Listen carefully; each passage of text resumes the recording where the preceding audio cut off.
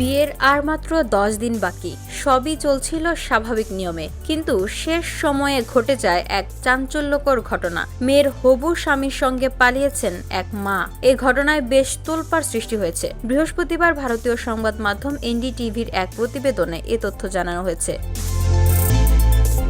ভারতের উত্তরপ্রদেশের আলিগড়ে এই ঘটনা ঘটেছে। প্রতিবেদনে বলা হয়েছে, মেয়ের বিয়ের মাত্র 10 দিন আগেই মা এমন কাণ্ড ঘটিয়েছেন। এতে দুই পরিবারই ক্ষুব্ধ ও বিস্মিত হয়েছে। এই ঘটনায় চাঞ্চল্য সৃষ্টি হওয়ার পর তারা পুলিশে আত্মসমর্পণ করেছেন। পালিয়ে যাওয়া ওই নারীর নাম স্বপ্না আর মেয়ের হবু স্বামীর নাম রাহুল। পুলিশি হস্তক্ষেপের পরই তারা ফিরে আসার সিদ্ধান্ত নেন। স্বপ্না বলেন, আমি রাহুলের সাথেই থাকবো, যাই হোক না কেন, আমি ওকে বিয়ে করব। ওই নারীর অভিযোগ, তার স্বামী মদ্যপান করে তাকে মারধর করত এবং মেয়ের সাথেও তার প্রায়ই ঝগড়া হতো। সেই কারণেই এই সিদ্ধান্ত নিয়েছেন। তবে মেয়ের অভিযোগ, তার মা 3.5 লাখ টাকা ও 5 লাখ টাকার গহনা নিয়ে পালিয়েছেন। অন্যদিকে ওই নারী বলেন, আমি শুধু মোবাইল আর 200 টাকা নিয়ে বেরিয়েছিলাম। রাহুল জানান, যদি সে দেখা না করে তাহলে ওই নারী তাকে আত্মহত্যার হুমকি দিয়েছিলেন। তিনি বলেছিলেন, যদি আমি আলিগড় বাস স্ট্যান্ডে না যাই সে মরে যাবে, তাই আমি গিয়েছিলাম।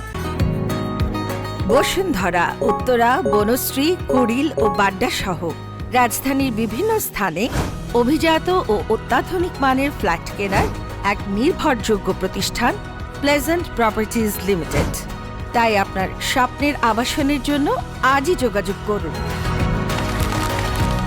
Pleasant Properties Limited, where destiny matches eventually.